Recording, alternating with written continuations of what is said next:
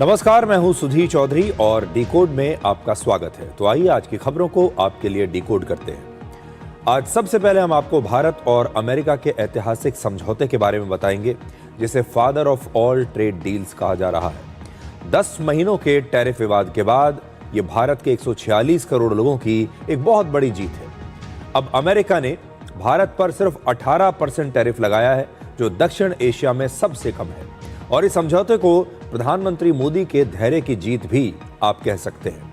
आज आपको दिखाएंगे कि कैसे प्रधानमंत्री मोदी राष्ट्रपति ट्रंप के बयानों में उलझने की बजाय इस दौरान इंडिया फर्स्ट की नीति पर चुपचाप चलते रहे और अटल रहे।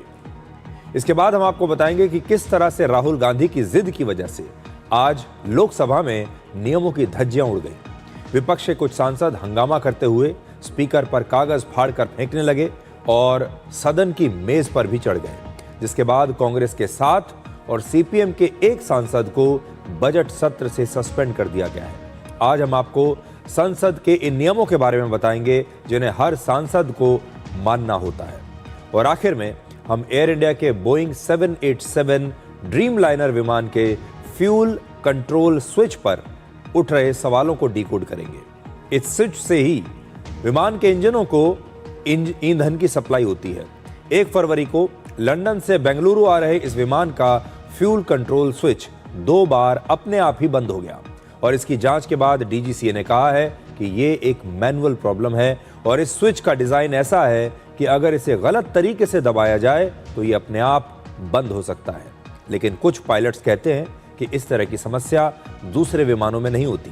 अब सवाल यह है, क्या स्विच की इसी खामी की वजह से पिछले साल अहमदाबाद प्लेन क्रैश भी हुआ था? ये एक बहुत बड़ा सवाल है। लेकिन सबसे पहले आज की सबसे बड़ी खबर। अमेरिका के राष्ट्रपति डोनाल्ड ट्रंप ने भारत पर लगभग 5 महीने पहले 50% टैरिफ लगा दिया था और इन 5 महीनों में हमारे देश की विपक्षी पार्टियों ने और मीडिया के एक वर्ग ने लगातार प्रधानमंत्री मोदी के नेतृत्व पर सवाल उठाए। कहा गया कि राष्ट्रपति ट्रंप से उनकी दोस्ती टूट गई है और कुछ लोगों ने यह भी कहना शुरू कर दिया कि भारत और अमेरिका के बीच संबंध अब अपने सबसे निचले स्तर पर है। इस दौरान प्रधानमंत्री मोदी की विदेश नीति पर भी कई सवाल उठाए गए, लेकिन प्रधानमंत्री मोदी ने ना तो कोई प्रतिक्रिया दी, ना ही कोई करारा जवाब दिया और ना ही ऐसा करने के लिए अपने विरोधियों की आलोचना की। वो चुपचाप धैर्य के साथ अपना काम करते रहे। पिछले 1 हफ्ते में भारत ने यूरोपियन यूनियन के साथ बहुत बड़ी ट्रेड डील की, जिसे मदर ऑफ ऑल डील्स कहा गया, और अब अमेरिका के साथ एक बहुत बड़ी ट्रेड डील की है, जिसे आप father of all trade deals कह सकते हैं। कूटनीति में धैर्य और आत्मविश्वास की बहुत बड़ी भूमिका होती है और प्रधानमंत्री मोदी ने अमेरिका के साथ इस ट्रेड डील को करके यही साबित किया है कि अगर 2 देशों के आपसी रिश्तों में भी धैर्य रखा जाए तो बड़ी से बड़ी चुनौती का हल निकाला जा सकता है। भारत और अमेरिका की ट्रेड डील के बाद आज एनडीए की संसदीय दल की बैठक में प्रधानमंत्री मोदी का जबरदस्त स्वागत किया गया। एक चैंपियन की तरह उनकी एंट्री हुई और फिर उनका जबरदस्त स्वागत हुआ। इस बैठक में ट्रेड डील के लिए प्रधानमंत्री मोदी की नेतृत्व शैली की प्रशंसा की गई और एनडीए की तरफ से एनसीपी के कार्यकारी अध्यक्ष प्रफुल्ल पटेल ने उन्हें एक बहुत बड़ी माला पहनाकर उनका स्वागत किया।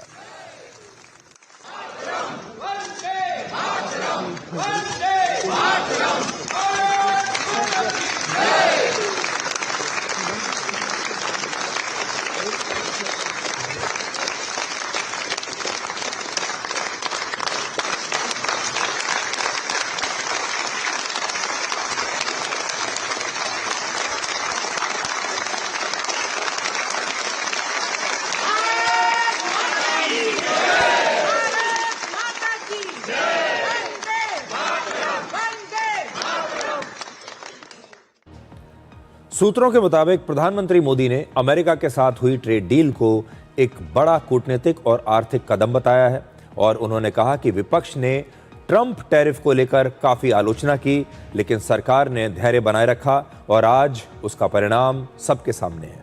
प्रधानमंत्री मोदी ने यह भी कहा कि दुनिया के वर्ल्ड ऑर्डर में तेजी से बदलाव हो रहा है और यह भारत के पक्ष में बदल रहा है।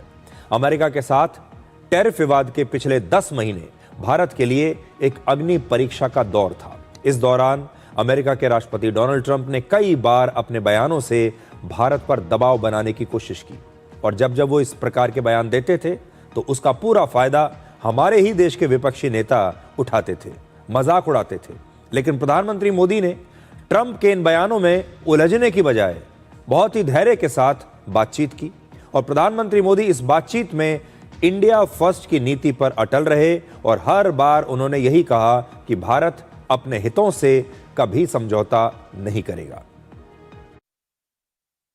हर भारतवासी देश भर में माननीय प्रधानमंत्री नरेंद्र मोदी जी का साधुवाद कर रहा है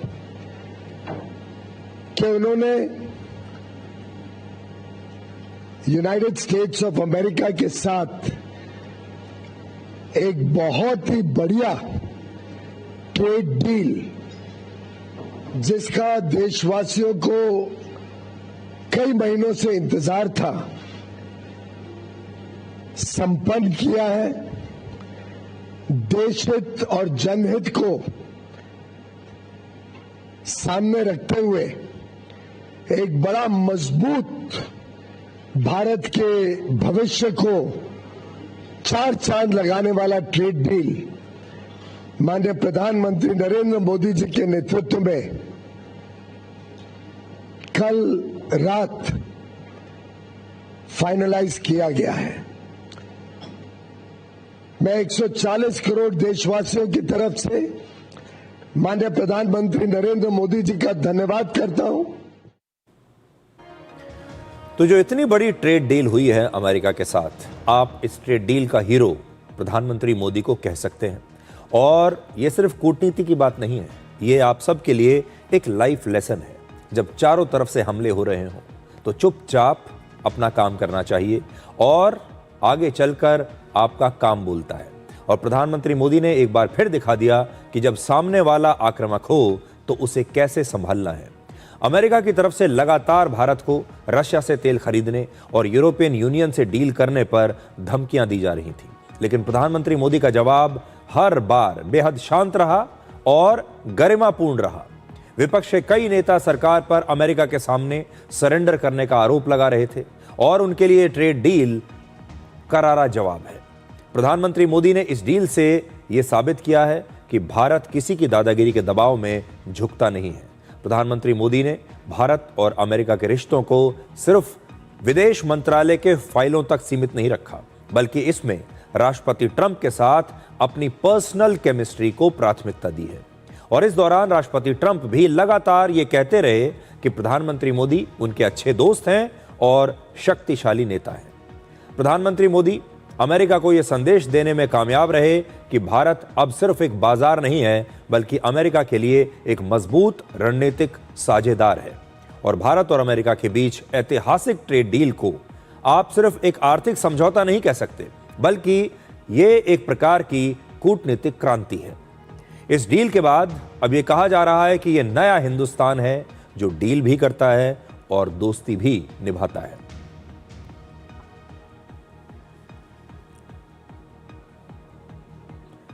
अब बहुत सारे लोग दुनिया भर में ये चर्चा कर रहे हैं कि ये डील क्यों हुई, कैसे हुई, इसकी टाइमिंग क्या रही और ये इसके पीछे बैकग्राउंड में क्या है।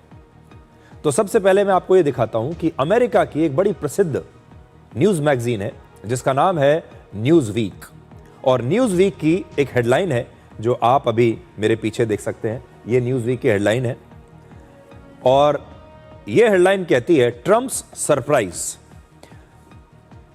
देखिए, Trump's surprise India deal, DC ब्लिंक्ड, Delhi said yes. DC मतलब वहां की जो राजधानी है।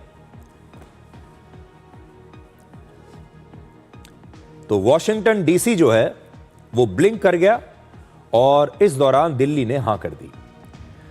हिंदी में अगर इसे एक्सप्लेन करने की मैं कोशिश करूं तो इसका मतलब यह है कि दोनों देश पिछले 5 महीनों से एक दूसरे की आंखों में आंखें डालकर बैठे थे और कोई भी पलक नहीं झपका रहा था।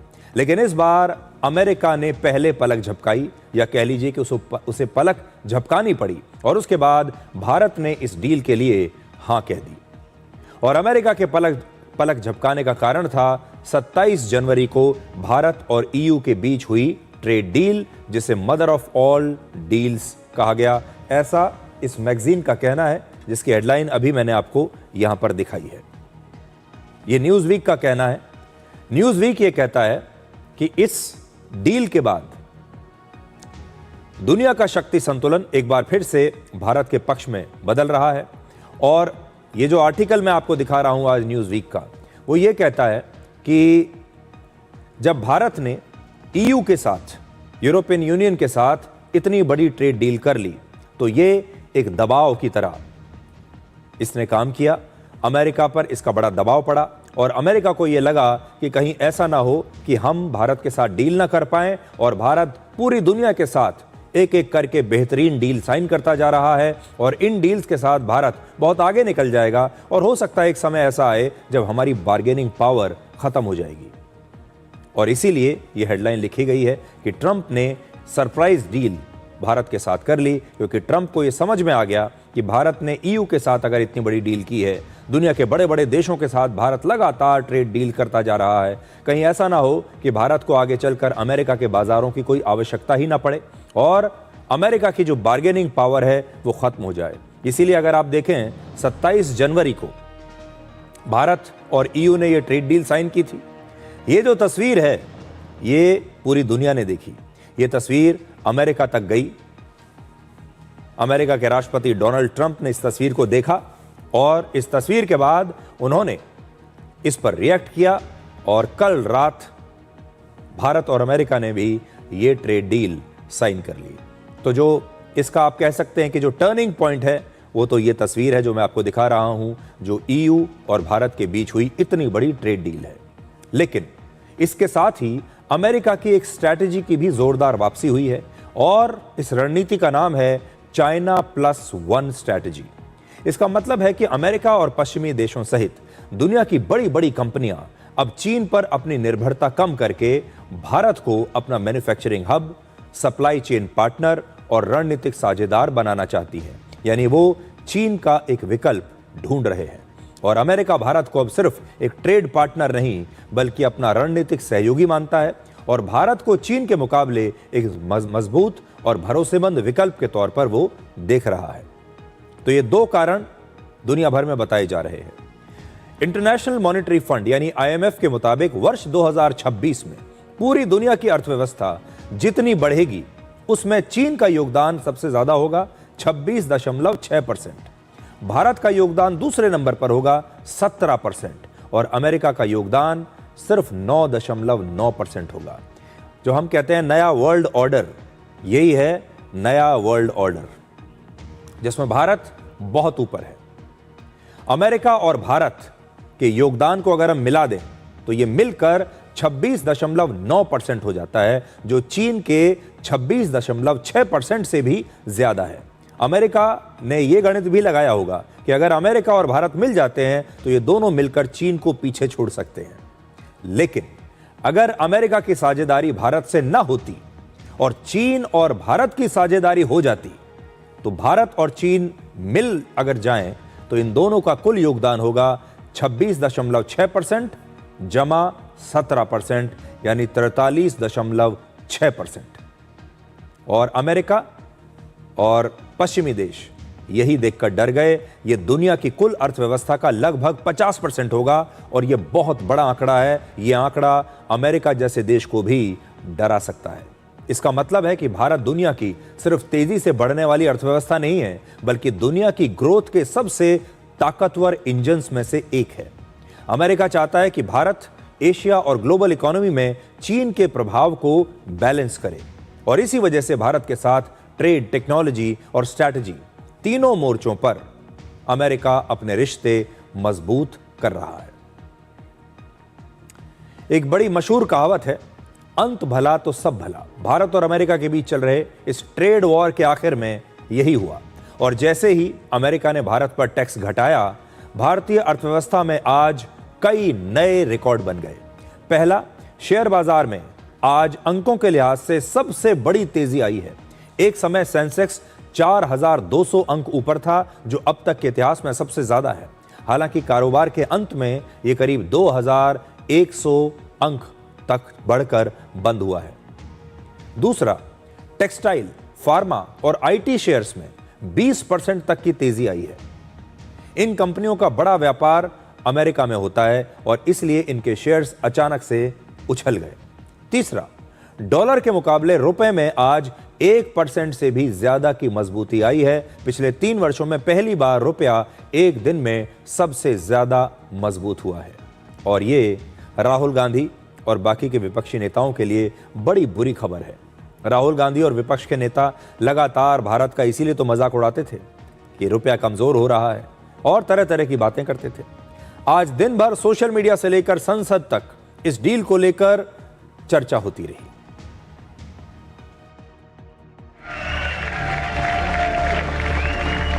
India, very, very tough, very, very tough.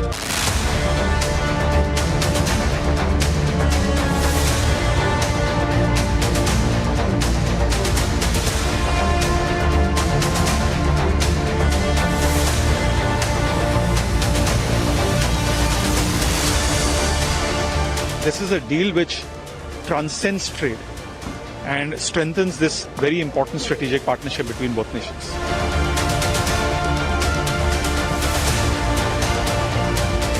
Bharat की आर्थिक प्रगति होगी, मेड इन इंडिया गुड्स को दुनिया में और जगह मिलेगी, तो आत्मनिर्भर भारत की दिशा में ये बहुत बड़ा कदम है। 1% टैरिफ का मतलब था हमारा करीब $1 बिलियन एक्सपोर्ट अमेरिका को कम होता है और 1% $1 बिलियन जब हमारा एक्सपोर्ट कम होता है उसका मतलब करीब देश में 1 लाख नौकरी में फर्क पड़ता है।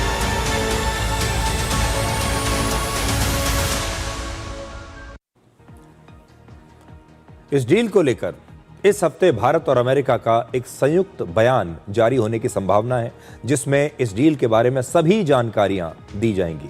लेकिन जैसे ही इस डील की खबर आई, दुनिया भर की वित्तीय संस्थाओं का भारतीय अर्थव्यवस्था को लेकर भरोसा और बढ़ गया।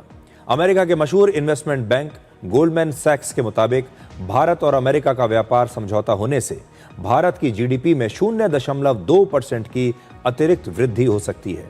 गोल्डमैन सैक्स ने इस साल के लिए भारत की जीडीपी ग्रोथ का अनुमान बढ़ाकर 6.9% कर दिया है और टैरिफ घटने से भारत को 5 बड़े आर्थिक फायदे होंगे।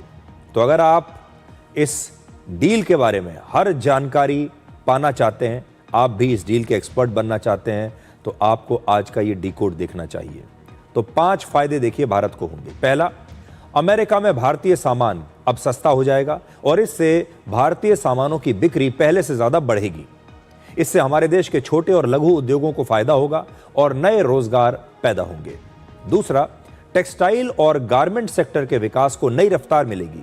भारत के कुल टेक्सटाइल एक्सपोर्ट का लगभग 29% अकेले अमेरिका को जाता है।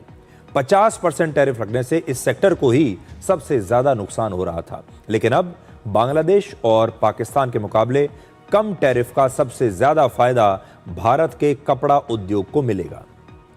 तीसरा पॉइंट, भारत में विदेशी निवेश यानी एफडीआई में अब वृद्धि होगी। 50% टैरिफ की वजह से भारतीय बाजार को लेकर अभी तक एक अनिश्चितता बनी हुई थी। अब यह स्थिति खत्म हो चुकी है और ऐसे में विदेशी निवेशक फिर से भारतीय बाजार में अपना पैसा लगाएंगे। चौथा, भारत का व्यापार घाटा कम होगा। भारत का सबसे ज्यादा द्विपक्षीय व्यापार आज अमेरिका के साथ होता है और इस व्यापार में भारत को ज्यादा फायदा मिलता है अमेरिका के मुकाबले। ऐसे में अमेरिका में भारतीय सामानों की बिक्री बढ़ने से भारत का व्यापार घाटा और कम होगा। और पांचवां, डॉलर के मुकाबले रुपए में मजबूती आएगी। विदेशी निवेश बढ़ने और व्यापार घाटा कम होने से भारतीय रुपए में अब मजबूती आएगी और अगर भारत का रुपया मजबूत होगा तो राहुल गांधी जैसे जो लोग हैं उनसे एक और मुद्दा छिन जाएगा। भारत और अमेरिका के बीच इस समय करीब 12 लाख करोड़ रुपए का कारोबार होता है। भारत अमेरिका को करीब 8 लाख करोड़ रुपए का सामान बेचता है, जबकि अमेरिका से भारत 4 लाख करोड़ रुपए का सामान खरीदता है। तो इसमें एक इम्बैलेंस है जो आप देखते हैं। हम अमेरिका को सामान ज्यादा बेचते हैं और उससे खरीदते कम है और इस व्यापार में भारत को करीब 3,80,000 करोड़ रुपए का फायदा होता है। अब भारत के एक्सपोर्ट से जुड़ा एक दिलचस्प आंकड़ा और देखिए। भारत एक वर्ष में पूरी दुनिया को करीब 39 लाख करोड़ रुपए का सामान एक्सपोर्ट करता है। इसमें यूरोपियन यूनियन को हर साल लगभग 7 लाख करोड़ रुपए और अमेरिका को लगभग 8 लाख करोड़ रुपए का निर्यात होता है। यानी यूरोपियन यूनियन और अमेरिका को मिलाकर भारत लगभग 15 लाख करोड़ रुपए का एक्सपोर्ट करता है, सिर्फ इन दो देशों को, ईयू को और अमेरिका को। वहीं यूरोपियन यूनियन और अमेरिका को छोड़कर बाकी दुनिया को भारत लगभग 24 लाख करोड़ रुपए का एक्सपोर्ट करता है।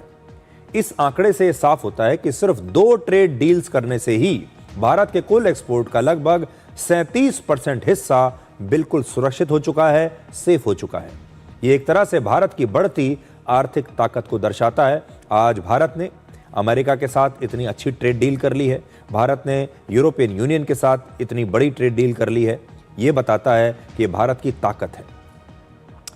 अब आपको एक टैरिफ चार्ट दिखाते हैं। इससे आपको पता चलेगा कि इस समय भारत पर उसके पड़ोसी देशों के मुकाबले टैरिफ सबसे कम है। बाकी की पूरी दुनिया कहां खड़ी है देखिए। इस समय अमेरिका ने पाकिस्तान पर 19%, बांग्लादेश पर 20% टैक्स लगाया है, जबकि चीन के सामान पर 34 से 37% और वियतनाम पर 20% टैक्स है। इंडोनेशिया, थाईलैंड, फिलीपींस और मलेशिया पर अमेरिका ने 19% टैरिफ लगाया है। यानी अमेरिकी बाजार में भारतीय कंपनियों के सामान हमारे जो दूसरे कॉम्पिटिटर्स हैं और पड़ोसी देश हैं उनके मुकाबले कहीं ज्यादा सस्ते बिकेंगे और बाकी देशों के मुकाबले भारत पर अमेरिका ने कम टैरिफ लगाया है, सिर्फ 18% है, जो बाकियों से कम है। अगर हम ब्रिक्स देशों को देखें तो वहां भी ब्राजील पर सबसे ज्यादा 50% और दक्षिण अफ्रीका पर अमेरिका ने 30% टैरिफ लगाया है। वाणिज्य और उद्योग मंत्री पीयूष गोयल ने आज साफ कहा कि इस डील में भारत के किसानों और डेयरी सेक्टर के हितों का पूरा ध्यान रखा गया है, यानी इन सेक्टर्स को अमेरिका की कंपनियों के लिए नहीं खोला गया है।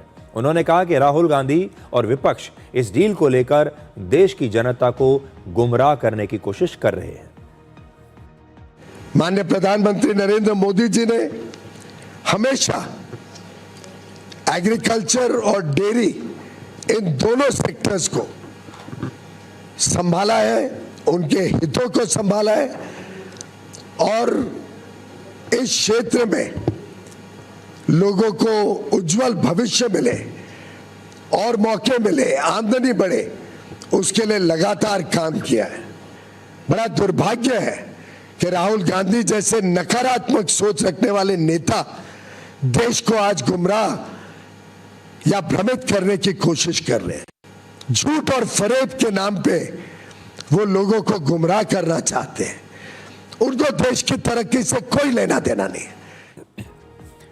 आपको याद होगा अमेरिका पहले भी ये चाहता था कि वो भारत के कृषि सेक्टर में, डेयरी सेक्टर में उसे प्रवेश मिलना चाहिए और भारत के कृषि सेक्टर में उसके सामान को यहां पर लाकर बेचने की उसे इजाजत चाहिए थी।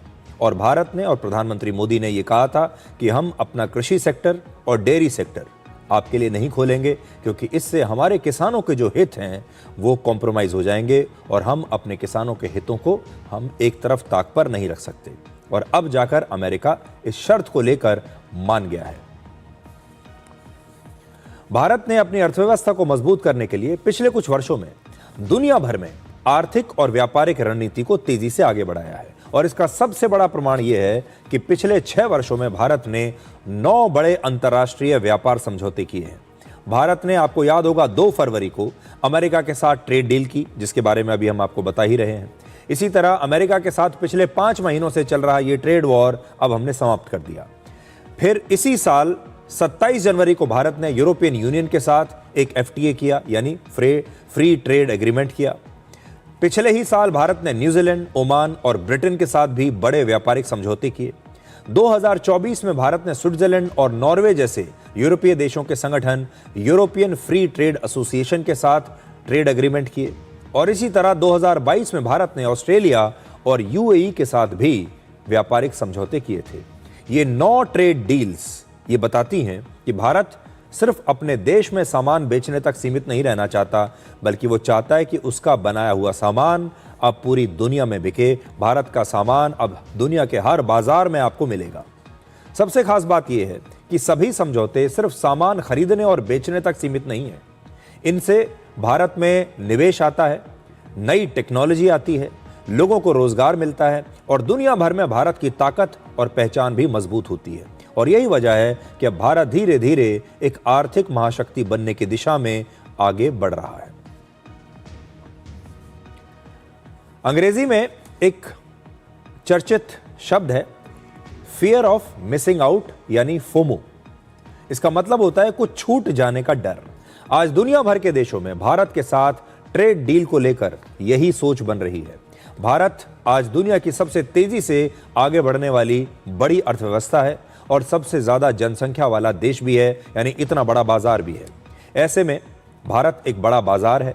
अब हर देश चाहता है कि वो जल्द से जल्द भारत का व्यापारिक पार्टनर बन जाए। इसलिए सिर्फ एक हफ्ते के अंदर पहले 27 देशों के संगठन यूरोपियन यूनियन और फिर अमेरिका ने भारत के साथ समझौता कर लिया। इसी महीने ब्राजील के राष्ट्रपति भारत आने वाले हैं और अगले महीने मार्च में कनाडा के प्रधानमंत्री भी भारत आने वाले हैं। और ऐसा माना जा रहा है कि इन दोनों देशों के साथ भी भारत व्यापारिक समझौता कर सकता है। तो अब आप देख लीजिए, आज कनाडा भी हमारे साथ समझौता करना चाहता है, ब्राजील हमारे साथ समझौता करना चाहता है, ईयू के साथ हम कर चुके हैं, ऑस्ट्रेलिया के साथ हम कर चुके हैं, ब्रिटेन के साथ हम कर चुके हैं। पूरी दुनिया में जो भी बड़ी बड़ी अर्थव्यवस्थाएं हैं उनके साथ हमने बड़े बड़ी जो ट्रेड डील्स हैं वो कर ली हैं। और इसीलिए जो लोग बार बार ये कह रहे हैं कि ये जो नया समझौता हुआ है अमेरिका से, ये किस शर्तों पर हुआ और अभी क्यों हुआ, तो आप समझ सकते हैं कि असल में ये जो फोमो है ये अमेरिका को भी महसूस हो रहा होगा कि ऐसा ना हो कि भारत ये सारे समझौते करते करते इतना आगे बढ़ जाए कि फिर हमारी बार्गेनिंग पावर ही चली जाए। लेकिन एक बात और भी है कि ये व्यापारिक समझौता अमेरिका के साथ करके हमें सिर्फ व्यापार का फायदा नहीं होगा।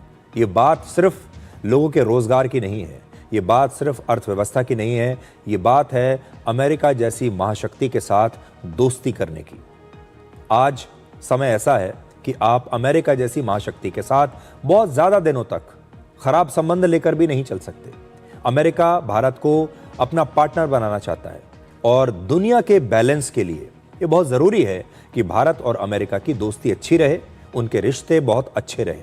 अगर भारत और अमेरिका जैसे देशों के रिश्ते आपस में जरा से भी कुछ खटास से भर जाते हैं तो इसका असर पूरी दुनिया की डिप्लोमेसी पर पड़ता है और ये होने से चीन अचानक से मजबूत हो जाता है।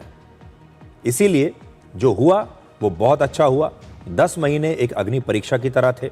10 महीने तक दोनों देश एक दूसरे की आंखों में आंखें डालकर लगातार खड़े रहे, ये सोचकर कि देखते हैं कौन सा देश पहले पलक झपकाता है। और शायद अमेरिका ने पहले पलक झपकाई और भारत ने उस समय को क्लिंच कर लिया और इस डील के लिए हां कर दी। हमारे देश के लोग, व्यापारी, स्टॉक मार्केट, सभी लोग खुश हैं कि ये डील हो गई। चलिए अच्छा है, अमेरिका और भारत की दोस्ती बनी रहे, प्रधानमंत्री मोदी और राष्ट्रपति ट्रंप की दोस्ती भी बरकरार रहे और इसमें सबका फायदा है। लेकिन कुछ लोग ऐसे हैं जो इससे बड़े नाराज हैं, कुछ लोग ऐसे हैं जिन्हें ये डील भी अच्छी नहीं लग रही। इसलिए अब आपको बताते हैं कि कैसे राहुल गांधी की जिद की वजह से आज लोकसभा में नियमों की धज्जियां उड़ गई। राहुल गांधी ने आज एक बार फिर से लोकसभा में पूर्व army chief general Manoj Mukund Naravane की अप्रकाशित किताब का जिक्र किया, जिसे लेकर लोकसभा में फिर से हंगामा हुआ। उस समय लोकसभा में स्पीकर की जिम्मेदारी कृष्णा प्रसाद तेनेटी संभाल रहे थे और वो लगातार राहुल गांधी से राष्ट्रपति के अभिभाषण के धन्यवाद प्रस्ताव पर चर्चा करने के लिए कहते रहे, क्योंकि ये जो आज चर्चा चल रही थी ये राष्ट्रपति के अभिभाषण पर थी। लेकिन राहुल गांधी पूर्व आर्मी चीफ की किताब के मुद्दे पर ही लगातार अटके रहे और उसी पर बोलते रहे, जो अभी तक प्रकाशित ही नहीं हुई है। इस दौरान लोकसभा में हंगामा शुरू हुआ और इसके बाद विपक्ष के सांसदों ने लोकसभा स्पीकर के ऊपर उनकी तरफ कागज फेंके। विपक्षी सदस्यों का आरोप था कि राहुल गांधी को सदन में बोलने की अनुमति क्यों नहीं दी जा रही और इसके बाद सदन की कार्रवाई स्थगित कर दी गई। जब दोबारा कार्रवाई शुरू हुई तो उस समय लोकसभा में स्पीकर की जिम्मेदारी दिलीप सैकिया निभा रहे थे। विपक्षी सांसदों ने एक बार फिर से लोकसभा स्पीकर पर कागज फेंके और हंगामा करते हुए ये सांसद सदन की मेज पर चढ़ गए। और इस तरह से आज लोकसभा में सदन की कार्रवाई के दौरान 2 बार 2 अलग अलग स्पीकर्स पर विपक्ष के सांसदों ने कागज फेंके। कागज फेंकने की घटना के बाद 8 विपक्षी सांसदों को इस सत्र के सभी सेशंस से निलंबित कर दिया गया है और इन सांसदों में कांग्रेस के 7 और सीपीएम का 1 सांसद है। हंगामे की वजह से आज संसद की कार्रवाई 3 बार रोकनी पड़ी और सांसदों के निलंबन के खिलाफ राहुल गांधी और प्रियंका गांधी वाड्रा सहित कांग्रेस के कई नेताओं ने संसद के बाहर विरोध प्रदर्शन किया। विपक्षी पार्टियां आरोप लगा रही हैं कि राहुल गांधी को बोलने नहीं दिया जा रहा, जबकि बीजेपी का कहना है कि राहुल गांधी नियमों को नहीं मान रहे और विपक्षी सांसद मेज पर चढ़कर हंगामा कैसे कर सकते हैं। कानून कोई चीज है कि नहीं है? कानून के मुताबिक कोई गलत काम करने से उसको सजा मिलता है कि नहीं मिलता है? अगर कानून ही नहीं मानेंगे, सदन से ऊपर अपने आप को व्यवहार करेंगे तो देश कैसे चलेगा? ये कोई मजाक करने का, यहाँ कागज उठा करके स्पीकर के ऊपर फेंकने का और टेबल के ऊपर में उठ के चढ़ के नाचने का ये जगह नहीं है। ये लोकतंत्र का मंदिर है। इसलिए जो नियम से बोलने के लिए आजादी है उसका इस्तेमाल करें और बार बार ये कहते हैं कि बोलने नहीं दिया जाता है, ऐसा गलत इल्जाम लगाना बंद करने से ठीक है। 8 की बजाय 100 को कर दो, लेकिन आवाज बंद नहीं कर सकते हो आप। राहुल गांधी जो कहना चाहता है वो कह के रहेंगे। राहुल जी को आप रोक नहीं सकते। कब तक रोकोगे आप? हमने कहा क्या है? हम केवल बात कर रहे हैं। हमने ऑथेंटिसिटी के लिए भी लेटर हेड पे राहुल गांधी जी ने लिख के टेबल कर दिया, इसके बावजूद भी आप बोलने नहीं दे रहे। मेरी समझ के परे है कि नेता प्रतिपक्ष हैं आप, और कितनी बार या किन शब्दों में या किस भाषा में आपको समझाना पड़ेगा कि जब चेयर ने एक रूलिंग दे दी तो आप अगर इन नियमों का पालन नहीं करेंगे, परंपराओं का पालन नहीं करेंगे, तो किस तरीके का लोकतंत्र आप अपेक्षित रख रहे हैं। आप यहाँ पे सदन के अंदर मर्यादाएं सारी लांघ कर बस अब कुर्सी के ऊपर पैर रखना ही बाकी रह गया था।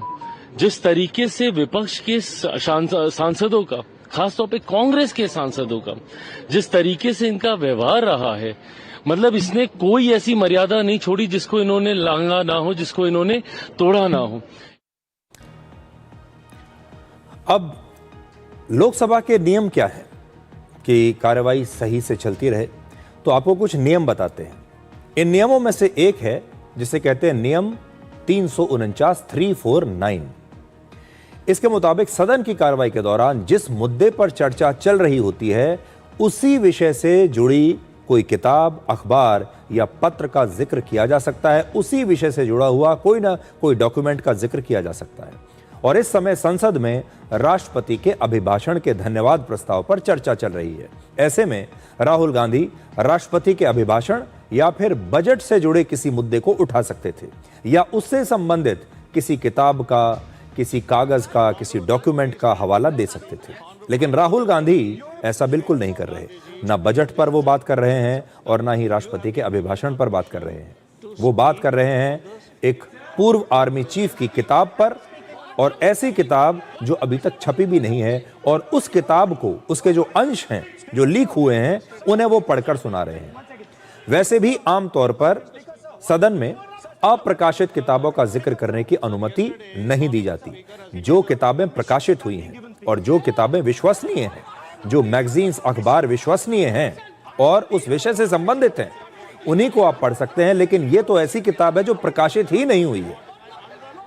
आज राहुल गांधी ने लोकसभा के स्पीकर ओम बिरला को एक चिट्ठी लिखी और कहा कि उन्हें लोकसभा में बोलने से रोका जा रहा है। उनका कहना है कि देश की सुरक्षा का मुद्दा राष्ट्रपति के अभिभाषण से ही जुड़ा हुआ है। लेकिन आज हम राहुल गांधी को यह कहना चाहते हैं, हर बार आपने ये देखा होगा कि वो लोकसभा में आते हैं, अपने भाषण में वो कुछ बातें उठाना चाहते हैं, कुछ मुद्दे उठाना चाहते हैं।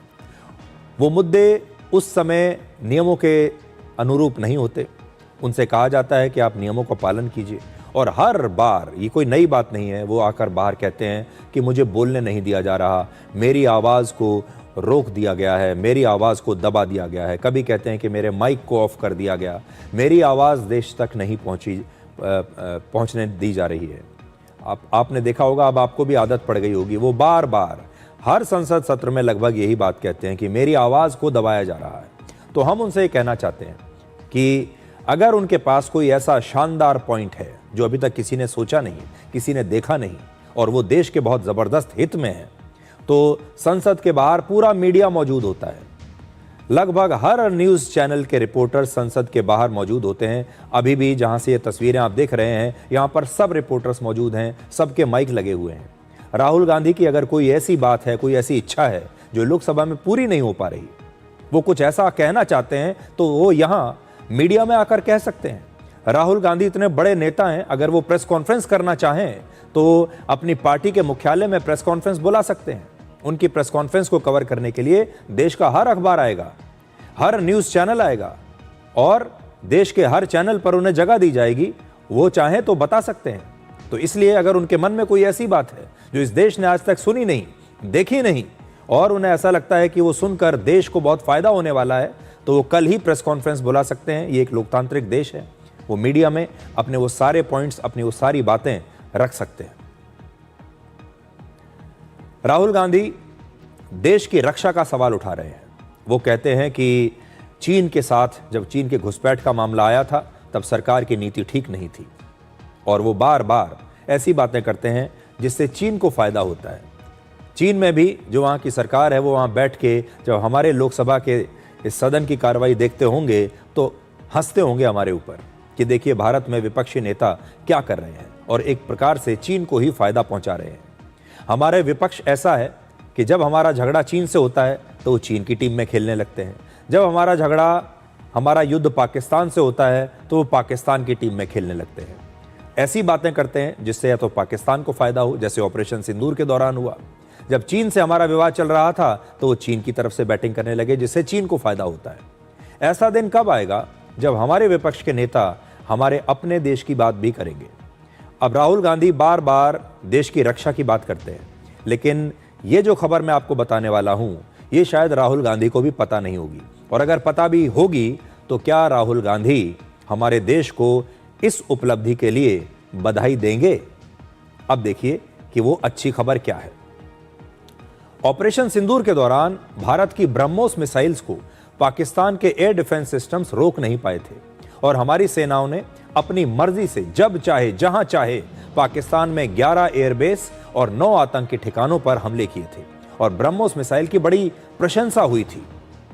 अब भारतीय सेना को एक ऐसी ही मिसाइल और मिलने वाली है जिसकी रफ्तार और रेंज दोनों ही ब्रह्मोस से भी कई गुना ज्यादा है। पाकिस्तान तो ब्रह्मोस से ही डरा बैठा है, लेकिन जब यह मिसाइल आएगी तो सोचिए उसका क्या हाल होगा। इस नई स्वदेशी मिसाइल का नाम है long range anti ship hypersonic glide missile, और यह भारत की पहली हाइपरसोनिक मिसाइल है। हाइपरसोनिक मिसाइल्स वो होती हैं जिनकी रफ्तार कम से कम 6000 किलोमीटर प्रति घंटा होती है, और आपको याद होगा इस बार गणतंत्र दिवस की परेड में भारत ने अपनी इसी मिसाइल को इस परेड में शोकेस किया था। ये तस्वीरें आप देखिए, मैं और थोड़ा बड़ी स्क्रीन पर आपको दिखाता हूं। ये है वो मिसाइल जिसके बारे में अभी मैं आपको बताने वाला हूं। इसका नेतृत्व कर रहे हैं। इस समय हमारी ब्रह्मोस मिसाइल की रफ्तार लगभग 3700 किलोमीटर प्रति घंटा है, लेकिन हमले के समय इस नई हाइपरसोनिक मिसाइल की स्पीड इससे करीब 3 गुना ज्यादा यानी 12000 किलोमीटर प्रति घंटा तक पहुंच सकती है। तेज रफ्तार ब्रह्मोस मिसाइल्स का पता लगाना दुश्मन के रेडार के लिए लगभग असंभव होता है, और इस हाइपरसोनिक मिसाइल को हवा में नष्ट करना या रोकना लगभग नामुमकिन है। पहले तो दुश्मन के रेडार इसका पता ही नहीं लगा पाएंगे, और अगर उन्होंने पता लगा भी लिया तो इसे मार गिराने के लिए इससे भी ज्यादा तेज और सटीक मिसाइल चाहिए, जो दुश्मन के पास है नहीं। ब्रह्मोस की रेंज करीब 290 किलोमीटर है, लेकिन इस नई हाइपरसोनिक मिसाइल की जो रेंज है वो 1500 किलोमीटर दूर तक ये समुद्र में किसी भी वॉरशिप पर हमला कर सकती है। यानी इससे 5 गुना ज्यादा दूरी तक हमला संभव होगा, जो अभी तक हमारा ब्रह्मोस की मिसाइल थी उससे 5 गुना ज्यादा।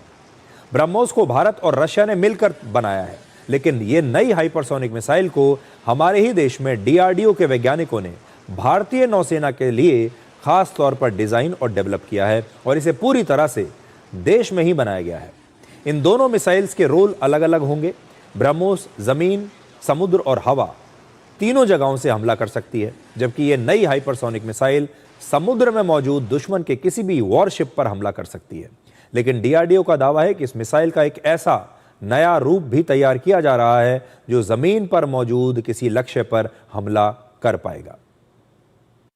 We are very confident with this system and it will be a game changer for our services. Yeah, this will have much more capabilities than our current BrahMos missile because it travels much faster than what BrahMos can and it will have a much higher range. So it will definitely add to the arsenal of our services. But we are also working on the land attack for the same missile. Operation Sindoor का सबसे बड़ा सबक यह है कि भविष्य के युद्धों का फैसला लंबी दूरी तक सटीक हमला करने वाली मिसाइल से होगा और यह नई मिसाइल भारतीय सेनाओं को उनकी इसी डिमांड को पूरा करती है। इस समय दुनिया में सिर्फ रशिया, चीन, अमेरिका, ईरान और भारत के पास ही हाइपरसोनिक मिसाइल्स हैं, यानी ये एक एलीट क्लब है और भारत इसका हिस्सा बन चुका है। इसके अलावा कई और देश इसी प्रकार की मिसाइल को बनाने की कोशिश कर रहे हैं।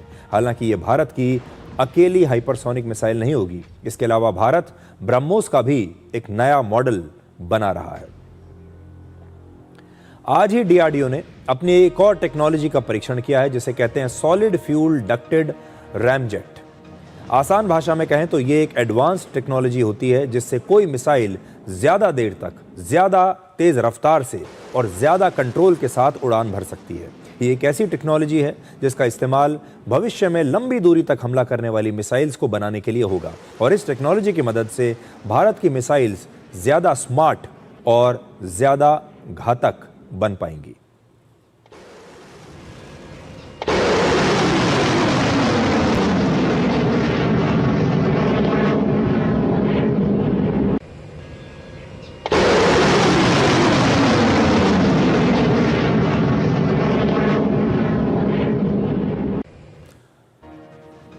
राहुल गांधी को एक शानदार मौका मिला है लोकसभा में नेता प्रतिपक्ष का रोल निभाने का।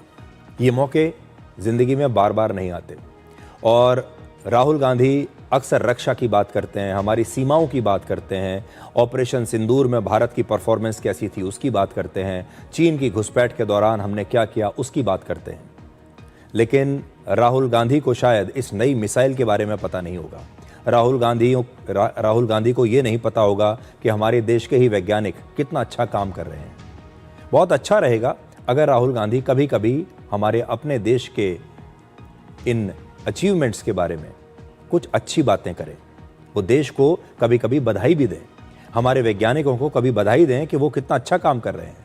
कितना अच्छा रहेगा कि हमारे नेता प्रतिपक्ष कभी हमारी सेना की भी तारीफ करें, हमारी सेना को भी कभी वो बधाई दें और कभी हमारे देश के लोगों को और सेना को ये कहें कि मैं आपके साथ हूं, मैं चीन के साथ नहीं हूं, पाकिस्तान के साथ नहीं हूं, मैं भारत की सेना के साथ हूं, भारत के वैज्ञानिकों के साथ हूं, डीआरडीओ के साथ हूं, मैं इसरो के साथ हूं। अगर वो ऐसा करते हैं तो वो एक अलग तरह के नेता बन पाएंगे। अब आपको नई खबर बताते हैं आपके सुरक्षित हवाई सफर के बारे में, जिसे लेकर आपको याद होगा अहमदाबाद में जब एयर इंडिया का प्लेन क्रैश हुआ था तो लोग हवाई सफर को लेकर बड़े डर गए थे और उसके बाद से एयर सेफ्टी को लेकर बार बार सवाल उठते रहते हैं। हमारे देश में जब भी कोई प्लेन क्रैश होता है लोग डर जाते हैं। आपको याद होगा अहमदाबाद में प्लेन क्रैश हुआ, उसके बाद अभी हाल ही में महाराष्ट्र में बारामती में एक और प्लेन क्रैश हुआ जिसमें एक हमारे देश के बड़े नेता अजीत पवार, उनकी मृत्यु हो गई। अब directorate general of civil aviation यानी डीजीसीए की नई इंक्वायरी में यह पता चला है कि 1 फरवरी को लंदन से बेंगलुरु आ रहे एयर इंडिया के बोइंग 787 ड्रीम लाइनर विमान का फ्यूल कंट्रोल स्विच ऑफ हो गया था। फ्यूल कंट्रोल स्विच से ही विमान के इंजन्स को ईंधन की सप्लाई होती है। आपको याद होगा अहमदाबाद में भी इसी मॉडल का जब प्लेन उड़ा था उसका फ्यूल सप्लाई बंद हो गया था और यह स्विच ऑफ पाया गया था। अब एक और विमान का वही स्विच ऑफ हो गया। जांच के बाद पता चला कि इस 787 ड्रीम लाइनर विमान के लेफ्ट और राइट दोनों फ्यूल कंट्रोल स्विच का डिजाइन ऐसा है कि अगर इसे गलत एंगल या गलत तरीके से दबा दिया जाए तो यह अपने आप बंद हो सकता है और रन मोड से अपने आप कट ऑफ की तरफ ये स्विच खिसक जाते हैं। ये डिजाइन का एक फॉल्ट हो सकता है। इसका मतलब है कि उड़ान के दौरान अगर गलती से भी पायलट का इस स्विच के पास हाथ लग जाए या कहीं इस स्विच को पायलट गलती से दबा दे, किसी गलत एंगल से दबा दे, तो इंजन्स को ईंधन की सप्लाई अचानक रुक सकती है। हालांकि सही प्रक्रिया और सही दिशा में ऑपरेट करने पर यह फ्यूल कंट्रोल स्विच अपने आप बंद नहीं होंगे। डीजीसीए के मुताबिक यह एक मैनुअल प्रॉब्लम है, यानी यह कोई मैन्युफैक्चरिंग डिफेक्ट नहीं है, बल्कि विमानों को सही तरीके से ऑपरेट करने का मुद्दा है। यानी यहां भी बात पायलट पर ही आ गई कि उन्होंने इस स्विच को ठीक से नहीं दबाया, ठीक से ऑन नहीं किया। आज हमने यात्री विमान उड़ाने वाले पायलट से बात की और उन्होंने हमें यही बताया कि दूसरे किसी विमान में गलत एंगल या गलत तरीके से दबाने की वजह से फ्यूल कंट्रोल स्विच अपने आप बंद नहीं होते, जैसे कि इस विमान में हो रहे हैं। आमतौर पर फ्यूल कंट्रोल स्विच का लॉकिंग मैकेनिज्म पूरी तरह से फूल प्रूफ होता है, यानी जब तक उन्हें जानबूझकर ऑन या ऑफ ना किया जाए तब तक उनकी पोजीशन अपने आप बदलती नहीं है। तो फिर ऐसा बोइंग के इस 787 ड्रीमलाइनर विमान में ही क्यों हो रहा है? और अगर बोइंग को यह बात पता है तो फिर उन्होंने अपने विमानों में मौजूद इस समस्या को ठीक करने की कोशिश क्यों नहीं की? बड़ा सवाल यह है कि क्या अहमदाबाद में हुए प्लेन क्रैश में भी ऐसा ही हुआ होगा? क्योंकि शुरुआती रिपोर्ट से यही पता चला था कि टेक ऑफ करते ही विमान का फ्यूल सप्लाई करने वाला स्विच ऑफ हो गया था। और आपको याद होगा, बहस यही हो रही थी कि यह स्विच अपने आप ऑफ हुआ था या किसी पायलट ने जानबूझकर इसे ऑफ कर दिया था, और या फिर पायलट से गलती से यह स्विच ऑफ हो गया था। अब एयर इंडिया ने अपने पूरे बोइंग 787 ड्रीमलाइनर बेड़े की जांच शुरू कर दी है। सूत्रों के मुताबिक आधे विमानों की जांच पूरी हो चुकी है और बाकियों की जारी है, और अब तक इन विमानों में कोई भी तकनीकी खामी नहीं मिली है। और एयर इंडिया के इंजीनियरिंग डिपार्टमेंट ने इस मामले को अब बोइंग के पास रेफर कर दिया है। इस समय एयर इंडिया और इंडिगो एयरलाइंस के पास 40 बोइंग 787 ड्रीमलाइनर विमान हैं और पूरी दुनिया में ऐसे 1100 से ज्यादा विमान ऑपरेट हो रहे हैं। लेकिन बड़ी बात जो है, जो चिंता में डालने वाली बात यह है कि अगर डीजीसीए ये कह रहा है कि डिजाइन का फॉल्ट है, हालांकि वो डिजाइन फॉल्ट शब्द का इस्तेमाल नहीं कर रहा है, वो ये कह रहा है कि एक मैनुअल फॉल्ट है। वो स्विच कुछ इस प्रकार से ऐसी पोजीशन में बनाया गया है कि अगर उसे गलत तरीके से ऑन या ऑफ किया जाए तो वो ऑफ हो सकता है। तो इसका मतलब ये एक ऐसी चीज है कि कोई भी पायलट कभी भी गलती से इसे गलत तरीके से दबा सकता है और फिर फ्यूल ऑफ हो जाएगा। यह बहुत गंभीर मामला है। और अब आखिर में आपको हमारी पौराणिक कथाओं में गर्भ संस्कार से जुड़ी खबरें तो आपने बहुत जानकारियां तो आपको बहुत मिली होंगी हमारी पौराणिक कथाओं में। इस प्रकार के बातें लिखी होती हैं, उसी से संबंधित एक खबर आज हमारे पास आई है। आपने भी बहुत बार सुना होगा, महाभारत का एक प्रसंग है जिसमें अर्जुन अपनी गर्भवती पत्नी सुभद्रा को चक्रव्यूह भेदने की कला के बारे में बताते हैं और मां के गर्भ में पल रहे अभिमन्यु अपने पिता अर्जुन की बातें सुनकर चक्रव्यूह भेदने की कला को सीख जाते हैं। अब मध्य प्रदेश में वहां के मुख्यमंत्री मोहन यादव ने गर्भ संस्कार को सरकार की नीतियों में शामिल करने का फैसला किया है। मध्य प्रदेश के सरकारी अस्पतालों में अब गर्भ संस्कार कक्ष बनाया जाएगा अलग से, जहां पर गर्भवती महिलाओं को मेडिकल मदद के साथ साथ मानसिक और सांस्कृतिक सहायता दी जाएगी, संस्कारों की सहायता दी जाएगी। और इस पहल का मकसद बच्चों के शारीरिक, मानसिक और नैतिक विकास की नींव जन्म से पहले ही मजबूत करना है। भारत की संस्कृति में गर्भ संस्कार को बहुत अहम माना जाता है और ऐसी मान्यता है कि गर्भ में पल रहे शिशु पर मां के विचारों, भावनाओं, खान-पान और वातावरण का बड़ा गहरा प्रभाव पड़ता है। आधुनिक मेडिकल साइंस भी अब ये मानती है कि गर्भावस्था के दौरान मां की मेंटल हेल्थ और लाइफस्टाइल बच्चे के विकास में महत्वपूर्ण भूमिका निभाते हैं और इसीलिए कहा जाता है कि गर्भवती महिला को हमेशा खुश रहना चाहिए, सकारात्मक बातें सोचनी चाहिए, विचार अच्छे रखने चाहिए, अच्छी तस्वीरें देखनी चाहिए और शांत वातावरण उन्हें मिलना चाहिए। मध्य प्रदेश के मुख्यमंत्री मोहन यादव ने कहा कि भारत के गर्भ संस्कार को अब पूरी दुनिया समझ रही है। मुझे इस बात की प्रसन्नता है, मेडिकल फील्ड के लोग, खासकर एलोपैथी वाले लोग भी अब अच्छे से मान रहे हैं। मेरी बेटी स्वयं गायनेकोलॉजिस्ट है, वो भी हॉस्पिटल में गर्भ संस्कार कराती है और कोशिश करती है कि हर एक जिसकी डिलीवरी वो नॉर्मल डिलीवरी जितने अच्छे प्रकार से हो सकता है उसको करने की जरूरत है। ऐसे में दिव्य संतान प्रकल्प के इस पूरे आयोजन के लिए मेरी शुभकामना भी है कि हमारे दोनों विभाग, खासकर आयुष भी और एलोपैथिक भी, जहां भी हमको लगता है और आगे चलकर के जो हॉस्पिटल की डिजाइन बनेगी उसमें गर्भ संस्कार के भी कक्ष बना करके उसको भी स्थायी रूप से करने का प्रयास करेंगे। मध्य प्रदेश सरकार इसे डिवाइन चाइल्ड प्रोजेक्ट के तहत ला रही है, जिसे आयुष्मान भारत से भी जोड़ा जाएगा। और वर्ष 2024 में सिंगापुर के नेचर मेंटल हेल्थ ने एक स्टडी प्रकाशित की थी, जिसमें कहा गया था कि गर्भावस्था के दौरान मां की सकारात्मक मानसिक स्थिति का असर बच्चों के मस्तिष्क के विकास पर वर्षों बाद तक दिखाई देता है। ऐसे बच्चों की याददाश्त और सीखने की क्षमता बाकियों से बेहतर होती है। इसके अलावा वो भावनाओं को संभालने, समझदारी से सोचने और खुद पर नियंत्रण रखने में सक्षम होते हैं।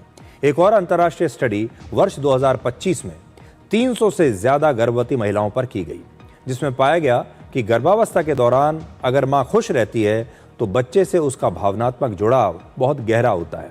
अगर गर्भावस्था के दौरान महिला मानसिक रूप से संतुलित रहती है तो बच्चे में सकारात्मक सोच विकसित होती है। अब एक छोटा सा ब्रेक लेते हैं और ब्रेक के बाद आपको दिखाएंगे कि 90 वर्ष की उम्र में धर्मगुरु दलाई लामा ने ग्रैमी अवार्ड जीतकर कैसे एक नया रिकॉर्ड बना दिया है।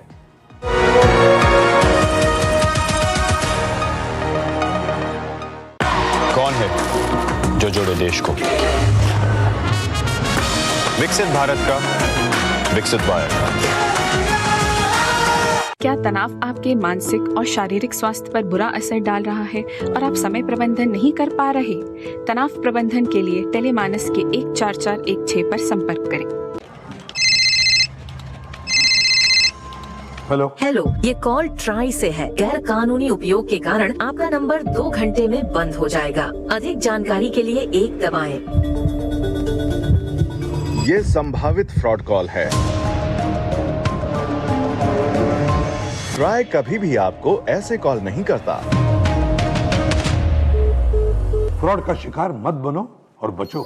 ऐसे फ्रॉड कॉल्स का इलाज है 1930 या साइबर क्राइम वेबसाइट या ट्राई DND ऐप के जरिए ऐसे कॉल्स को रिपोर्ट करो। याद रखो, कोई भी कॉल जो ट्राई के द्वारा नंबर बंद करने, टावर लगाने की परमिशन देने, डिजिटल गिरफ्तारी या बैंक अकाउंट की जांच करने की धमकी दे, वो फर्जी है। ट्राई ऐसा कॉल कभी नहीं करता। जालसाज हमेशा आपको फंसाने की कोशिश करेंगे, मगर सोचो, समझो, बचो और रिपोर्ट करो।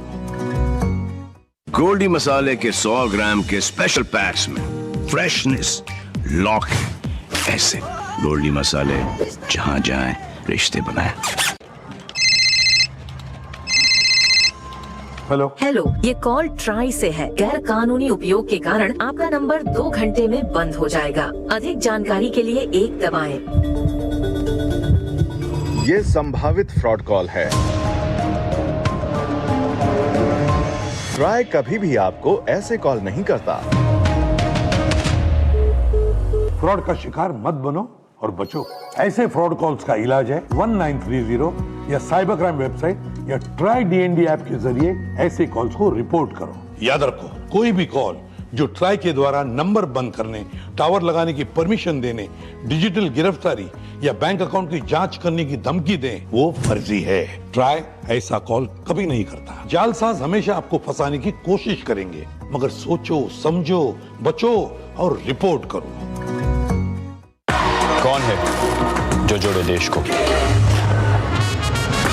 विकसित भारत का, विकसित भारत का।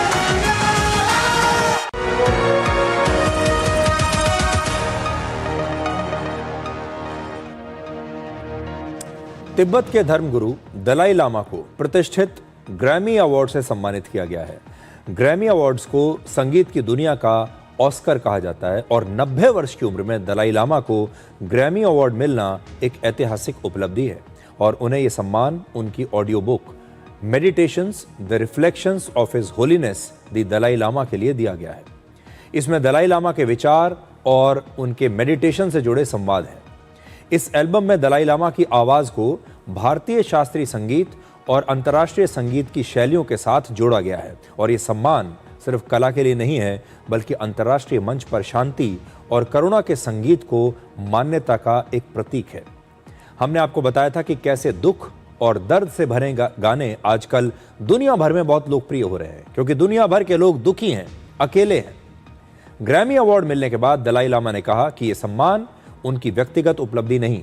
उन्होंने कहा कि दुनिया के 8 अरब लोगों की सामूहिक भलाई के लिए शांति, करुणा और पर्यावरण की देखभाल और मानवता की एकता की समझ होना बहुत आवश्यक है। उन्होंने कहा है कि ग्रैमी जैसे मंच से दुनिया भर में शांति के संदेश को फैलाने में इससे मदद मिलेगी। दलाई लामा दुनिया के प्रभावशाली आध्यात्मिक नेताओं में से एक हैं और उन्हें वर्ष 1989 में नोबेल शांति पुरस्कार भी मिल चुका है। ऐसे में जब पूरी दुनिया में अस्थिरता और युद्ध का दौर है, दलाई लामा का मानना है कि स्थिरता के लिए पहली शर्त शांति है। और दलाई लामा को ग्रैमी अवार्ड मिलने पर चीन ने एक कड़ी आपत्ति दर्ज की है। लेकिन बड़ी बात यह है कि दलाई लामा तो एक धर्मगुरु हैं, वो कोई गायक नहीं है, वो कोई संगीतकार नहीं है, वो म्यूजिक कंपोजर नहीं है, लेकिन उन्होंने कुछ ऐसा क्रिएट किया है, कुछ ऐसा बनाया है कि उन्हें ग्रैमी अवार्ड से सम्मानित किया गया है। अब एक छोटा सा ब्रेक, और ब्रेक के बाद डिकोड जिंदगी में आपको दिखाएंगे आज का विचार।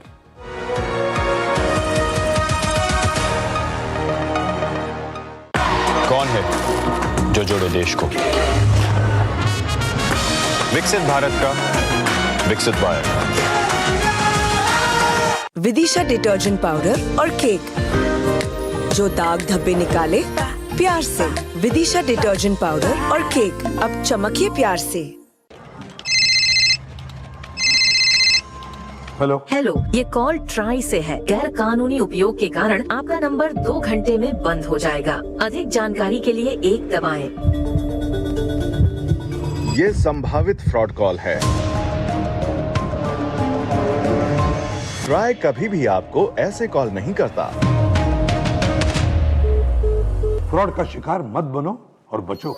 ऐसे फ्रॉड कॉल्स का इलाज है 1930 या साइबर क्राइम वेबसाइट या ट्राई डीएनडी ऐप के जरिए ऐसे कॉल्स को रिपोर्ट करो। याद रखो, कोई भी कॉल जो ट्राई के द्वारा नंबर बंद करने, टावर लगाने की परमिशन देने, डिजिटल गिरफ्तारी या बैंक अकाउंट की जांच करने की धमकी दें, वो फर्जी है। ट्राई ऐसा कॉल कभी नहीं करता। जालसाज हमेशा आपको फंसाने की कोशिश करेंगे, मगर सोचो, समझो, बचो और रिपोर्ट करो।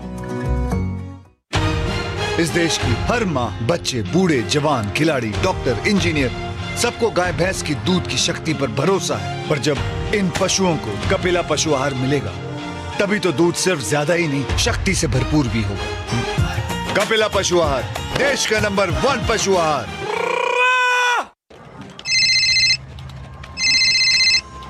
हेलो, ये कॉल ट्राई से है। गैर कानूनी उपयोग के कारण आपका नंबर 2 घंटे में बंद हो जाएगा। अधिक जानकारी के लिए 1 दबाएं। ये संभावित फ्रॉड कॉल है। ट्राई कभी भी आपको ऐसे कॉल नहीं करता। फ्रॉड का शिकार मत बनो और बचो।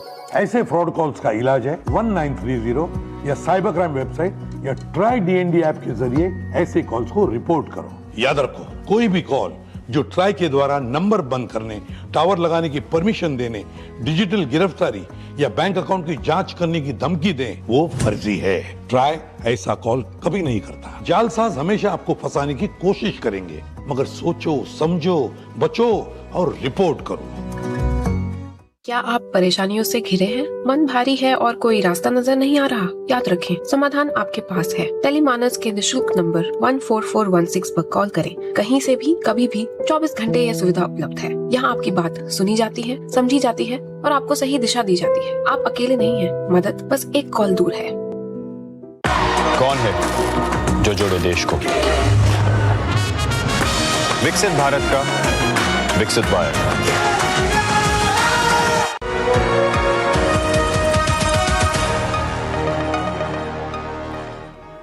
तो आज के लिए डिकोड में इतना ही। अब आपसे हमारी अगली मुलाकात होगी कल रात 9 बजे। तब तक आप खुश रहिए, सुरक्षित रहिए, स्वस्थ रहिए।